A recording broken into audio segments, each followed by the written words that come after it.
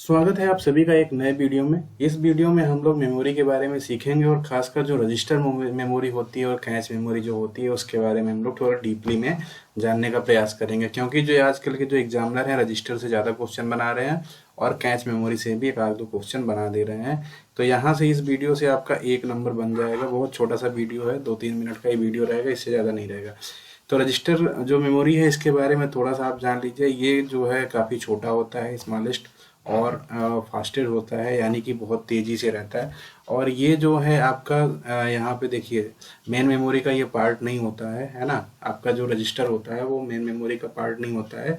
और register is temporary storage, यानी कि ये टेम्प्रोरी जो है स्टोर करके रखता है, परमानेंटली नहीं रखता है। यानी कि जो भी हम सर्च करते हैं, जो सीपीयू को हम डेटा देते हैं, सीपीयू जो है ये यहाँ से रजिस्टर से मांगता है, रजिस्टर के पास नहीं है तो कैश मेमोरी से मांगता है, वहाँ पे नहीं है तो मेन मेमोरी से, उसके बाद आपकी सेकेंडरी मेमोरी। और ये जो है आपका सीपीयू के अंदर ही लगा रहता है। ये मेन पॉइंट है, यहीं से क्वेश्चन वन लाइनर बनाए जाते हैं। तो ये यहाँ से ये चीज़ें आपके रजिस्टर की छोटी छोटी चीज़ें हैं, ये क्लियर हो गई हैं। आगे देख लेते हैं। यहाँ पे देखिए जो इनका सीक्वेंस होता है, यहाँ पे था डेटा फ्लो, यानी कि डेटा फ्लो कैसे होता है वो आप जान लीजिए। जो आपका रजिस्टर होता है, जैसे मान लीजिए हमने कुछ इंस्ट्रक्शंस दिए हैं कि हमें ये जो है प्रोग्राम करना है, तो हमने सीपीयू को दिया। अब सीपीयू के अंदर ये सारी चीज़ें स्टोर होती हैं, तो सीपीयू सबसे पहले जाएगा रजिस्टर के पास। तो अब रजिस्टर के पास अगर डेटा है तो वो जो है आपका प्रोसेस करके आपको आउटपुट दे देगा। अगर इसके पास डेटा नहीं है तो ये जो है इनसे मांगेगा, है ना। अगर इनके पास मिल गया तो ये इनको ट्रांसफ़र कर देंगे और ये जो है आपका यहाँ पे सीपीयू पे, और जो है आपका आउटपुट मिल जाएगा। अगर इसके पास भी नहीं है तो ये मेन मेमोरी के पास भेज देगा। मेन मेमोरी से डेटा उठा के लाओ, फिर आप कैश के पास आएगा, कैश से जो है रजिस्टर के पास आएगा, रजिस्टर से जो है फिर आपका ये आपका सीपीयू में लिख दे रहा हूँ, फिर यहाँ से प्रोसेस होगा, फिर आपका जो है आउटपुट आएगा। अगर मान लीजिए मेन मेमोरी के पास भी नहीं है जो हमने सर्च करने के लिए दिया हुआ है, तो जो भी तो फिर क्या होता है, तो फिर ये सेकेंडरी मेमोरी के पास जाएगा यहाँ से, फिर ये जो है भेजेगा मेन को, मेन से कैश पे, कैश से रजिस्टर पे आएगा। तो इस तरीके से जो सीपीयू का पूरा प्रोसेस होता है, जो डेटा फ्लो होता है, मान लीजिए कुछ किसी रिकॉर्ड को हमको निकालना है तो हम जो है वहाँ पे इनपुट डालेंगे, तो इनपुट डालने के बाद इस तरीके से जो है इनका प्रोसेस होता है। यानी कि अगर ये पूछा जाए आपसे कि डेटा फ्लो का जो है सबसे ऊपर वाली यूनिट को क्या कहा जाता है, तो रजिस्टर, उस दूसरे नंबर की कैश, तीसरे नंबर की मेन मेमोरी, चौथे नंबर की सेकेंडरी, है ना। ये छोटा सा पॉइंट है, ये आपको याद रखना है। अब सबसे जो इम्पोर्टेंट है वो यहाँ से है, यूपीएलटी में पूछा गया है क्वेश्चन। यहाँ से एक नंबर की तो मैं गारंटी ले रहा हूँ कि आपका एक नंबर यहाँ से बन जाएगा। जो टाइप ऑफ रजिस्टर होते हैं, काफ़ी टाइप के होते हैं, तो जो इसके रजिस्टर होते हैं और इसके जो वर्क होते हैं उसके बारे में हम लोग समझ लेते हैं थोड़ा सा। देखिए एक्यूमुलेटर में क्या होता है कि ये 8 बिट 16 बिट को जो है स्टोर करता है।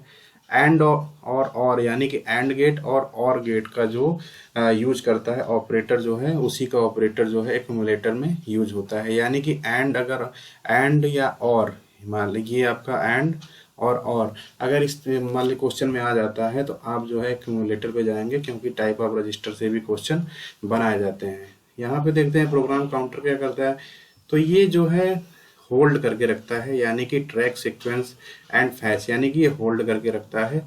जैसे मान लीजिए अगर आपने एक प्रिंटर का एग्जांपल ले लीजिए, जैसे कोई भी चीज़ आपने प्रिंट करने को दिया है तो वो सीक्वेंस बाई सीक्वेंस ही होगा ना। जैसे मान लीजिए आपने ये दिया तो पहले ये निकलेगा प्रिंट होके, फिर ये निकलेगा।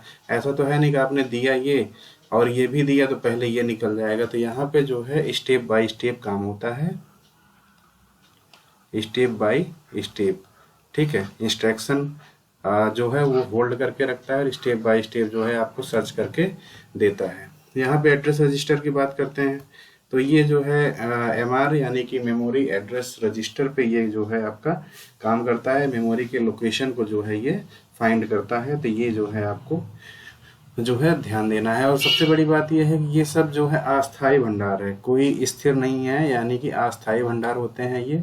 कोई परमानेंट नहीं होते हैं, सिर्फ टेम्पोरी रहते हैं, है ना। ये आपका जो है 8 बिट से 16 बिट जो है एंड गेट का और गेट के जो ऑपरेटर होते हैं वो आपका यहाँ पे। अब जैसे एंड गेट का मान लीजिए इसी में से आपका ऑपरेटर पूछ लिया जाए, तो एंड गेट का ये होता है, एंड गेट का ये होता है, और मान लीजिए और का पूछ लिया जाए, और का क्या होता है, और का ये होता है। इस तरीके से जो है छोटे छोटे वीडियो रहते हैं ना, तो आपको अच्छे से जो है चीज़ें समझ में आ जाएंगी। अब देखते हैं कैच मेमोरी के बारे में भी थोड़ा सा जान जाते हैं। वन लाइनर ही पूछा जाता है, बहुत ज़्यादा कैच मुझसे नहीं पूछा जाता। तो इसके 4 पॉइंट हैं। पहला ये है कि ये मेन मेमोरी का पार्ट होता है ना। दूसरा, ये आपका फास्टेस्ट मेमोरी होता है। और ये वोलेटाइल का मतलब आप जान जाइए। वोलेटाइल का मतलब मैं आपको हिंदी में बता दे रहा हूँ। लाइट जाने के बाद डेटा खत्म हो जाता है। लाइट जाने के बाद डेटा खत्म हो जाता है, डेटा खत्म। तो इस तरीके से जो है ये आपका वोलेटाइल होता है।